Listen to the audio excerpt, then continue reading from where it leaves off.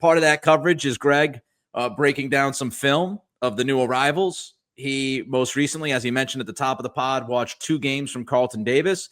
Greg, what'd you think?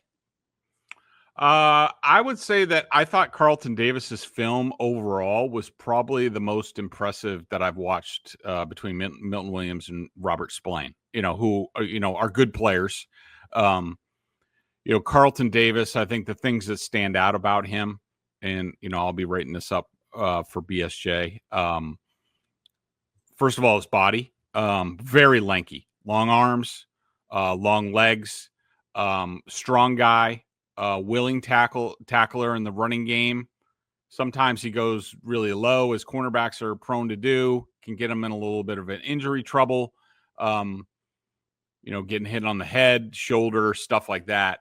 But I think his coverage is outstanding. Now I'm having a tough time. I'm through 2 films. I watched them against the Vikings, which was his lowest graded PFF game of the year.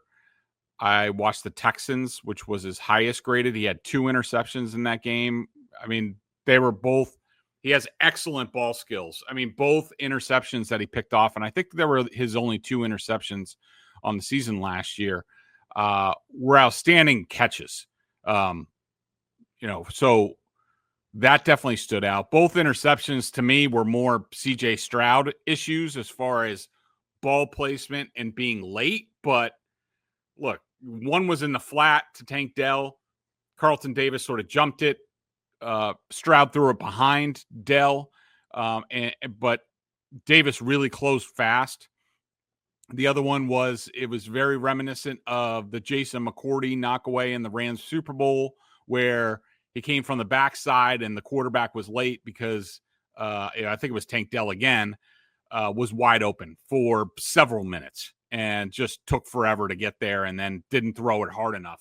And so Davis was able to run all the way across the field from the backside. He was basically playing backside safety, and he made a tremendous catch that the Lions came back in that game. I think they were down like 23-7 at that point, and both interceptions sort of jump-started the Lions comeback in that game. The Vikings game, I don't know why it was so harshly graded. I thought that he played well. It's hard for me to tell. I haven't figured out how the Lions align their cornerbacks. They don't play a side. They don't often travel. I think a lot of it is by formation, because you will see Davis. I would say he's mostly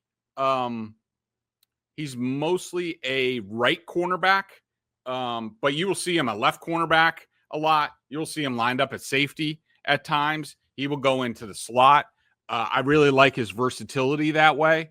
I think his coverage skills are awesome down the field. The only thing you need to watch with him is he's a little grabby. He had 2 penalties in that Vikings game. At times, I think both of them occurred when he was matched up with Justin Jefferson. I don't think Davis needs to be as handsy as he is, because through 2 games and pretty high volume throwing and decent offenses, I haven't seen him really beat yet. At most, you see him give up some underneath stuff, some sort of quick outs. Tank Dell got him a couple times, but then Davis got him back later in the game. He matched up a decent amount against Jordan Addison, who's pretty fast. Again, I didn't see him getting beat all that often. So I really liked the film of Carlton Davis. He reminds me a little bit of Stephon Gilmore in terms of the way he covers down the field in man coverage. He can play off. He can do a bunch of different things. So I really liked the film. The only questions that I have about him are penalties and his durability, because he hasn't finished many seasons in his NFL career. Yeah, his advanced coverage grades in PFF are really good. They like him as a football player. His run defense grade is terrific. And as you said, though, the biggest question is his injury history. Can the guy stay healthy? Which leads me to question, are you comfortable with the backup options? Austin, Bolden, Dial, because you might need him, Greg, and you might need him for 3, 4, maybe even 5 games this year. looking at Davis's history? Yeah, I think so for now. I mean, I think a lot of Alex Austin. I think he's credit to him. He's vastly improved from, when he first got in here. He's improved every year, basically every time he takes the field. So I like, Austin there. Seems like the coaches are high on Isaiah Bolden. I mean, for a guy his size, for them to play him in the slot, consider him as part of the slot competition, says a lot about him as an athlete.